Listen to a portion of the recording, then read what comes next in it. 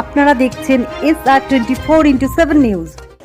12ই March 2026 স্থানীয় মানুষের দীর্ঘদিনের দাবি পূরণ করে আজ রাজারহাট হাজরাতল মহাশ্মশানে একটি আধুনিক ইলেকট্রিক চুল্লি নির্মাণের শুভ শিলান্যাস অনুষ্ঠান সম্পন্ন হলো। পশ্চিমবঙ্গের মুখ্যমন্ত্রী মমতা বন্দ্যোপাধ্যায়ের অনুপ্রেরণায় এবং স্থানীয় জনপ্রতিনিধিদের সক্রিয় উদ্যোগে এই উন্নয়নমূলক প্রকল্পের সূচনা করা হয়। এই দিন অনুষ্ঠানে প্রধান উদ্বোধক হিসাবে উপস্থিত ছিলেন কলকাতা ইসকনের ভাইস চেয়ারম্যান প্রভু রাধারমণ দাস। অনুষ্ঠানে প্রধান অতিথি হিসেবে উপস্থিত ছিলেন পশ্চিমবঙ্গ সরকারের খাদ্য সরবরাহ দপ্তরের মন্ত্রী রথীন ঘোষ। পুরো প্রকল্পটি রূপায়ণে বিশেষ ভূমিকা পালন করেছেন সাংসদ কাকলি ঘোষ দস্তিদার, রাজারহাট নিউটাউনের বিধায়ক তাপস চ্যাটার্জি এবং রাজারহাট পঞ্চায়েত সমিতির সভাপতি প্রবীর কর। শিলান্যাস অনুষ্ঠানে সম্মানীয় অতিথি হিসেবে উপস্থিত ছিলেন বিধাননগর পুর নিগমের মেয়র পরিষদ সদস্য রহিমা বিবি মণ্ডল, আরাত্তিকা ভট্টাচার্য। এছাড়াও উপস্থিত ছিলেন উত্তর 24 পরগনা জেলা পরিষদের সদস্য মোহাম্মদ আফতাবউদ্দিন ও জাহানারা বিবি, এলাকার বিভিন্ন গ্রাম পঞ্চায়েতের প্রধানগণ ও হাজরা মহাতলা ট্রাস্ট বোর্ডের সদস্যবৃন্দ।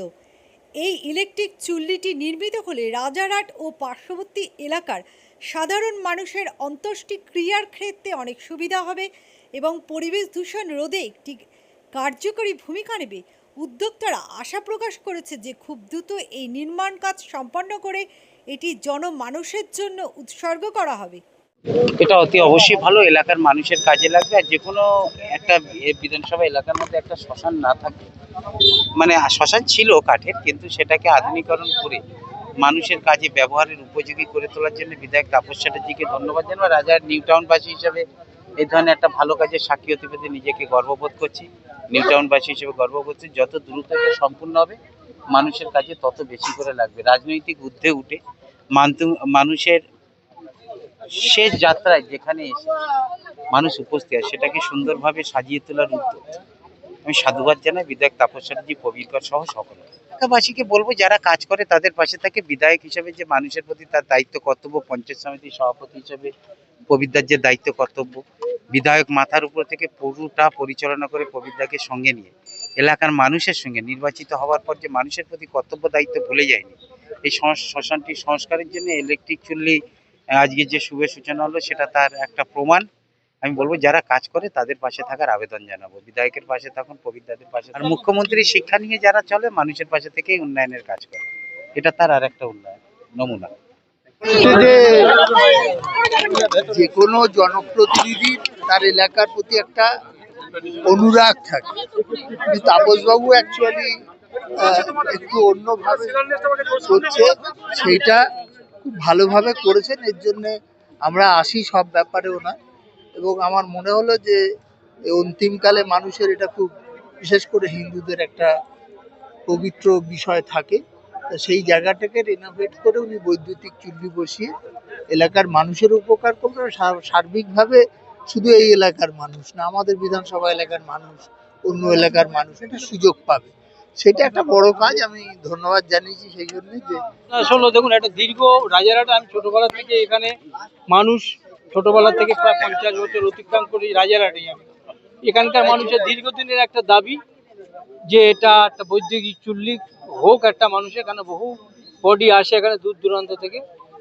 বিশেষ করে আমরা এখানে যদি চুল্লি, শুধু রাজারহাট উপকৃত হবে না, আশপাশের এলাকার বিধানসভাগুলোও কিন্তু উপকৃত হবে মানুষ এখানে ইলেকট্রিক চুল্লি।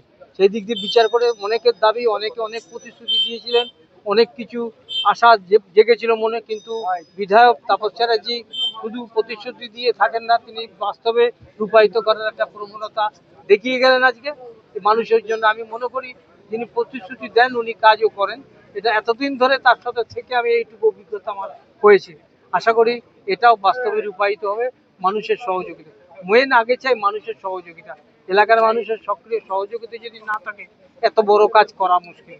তাই আমিও আবেদন করব আমাদের পঞ্চায়েত সমিতির সভাপতি হিসেবে যে মানুষের সহযোগিতা হাত বাড়ান আমাদের দিকে, আমরা নিশ্চয়ই ধাপে ধাপে এই বাস্তবে রূপায়িত করবো এই বৈদ্যুতিক।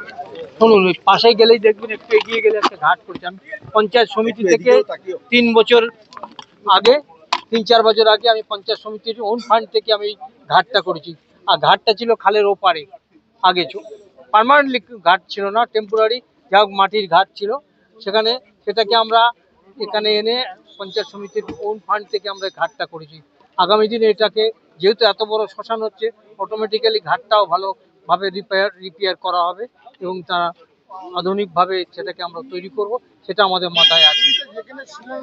যেহেতু দাহ করার পরে স্নান করতে হয়, এটাকে ভালোভাবে পরিচ্ছন্ন করে ওটাকে ঘাটটা বাঁধিয়ে দিয়ে আরো সুন্দরভাবে তৈরি করতে হবে। ওখানেই যারা পরিবারে যারা দাহ করবেন তারা অস্থি ফেলে পিছনে একটা আর জমে, সেখানে তারা স্নান করে তারপর তারা বাড়ি যাবেন।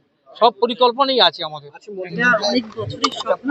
জায়গা আমরা শিলান্যাস করলাম, ওটার কাছে কামনা করি, আমরা কাজ শুরু করলাম। এটা একটা 4.5 কোটি টাকার মতো প্রজেক্ট, পুরোপুরি আমরা দুটো বিষয় নিয়ে আমরা করবো। মানুষের সঙ্গে এটা আমরা চুক্তিবদ্ধ এবং আমরা এই কাজটাকে সম্পর্ক রাজারহাটে ভালো। আরেকটা বিষয় হলো, আজকে থেকে ফায়ার ব্রিগেড শুরু হচ্ছে, আজ থেকে এটাও শুরু হচ্ছে। যে মানুষের সহযোগিতা আমরা করছি, ক্লাব স্বচ্ছভাবে ট্রাস্টি বোর্ড থেকে হচ্ছে, সবাই মানুষ অর্থ দিচ্ছে, সবাই রক্ত দিয়ে দেবেন। আমরা সবাই মিলে বিষয়গুলো করবো, আমরা সবাই মিলে এটাকে নিয়ে করবো। অলরেডি রক্তদান ইত্যাদিতে আমাদের কিছু অর্থ আছে, যেটা আমরা অ্যাকাউন্টে বিষয়টা হবে।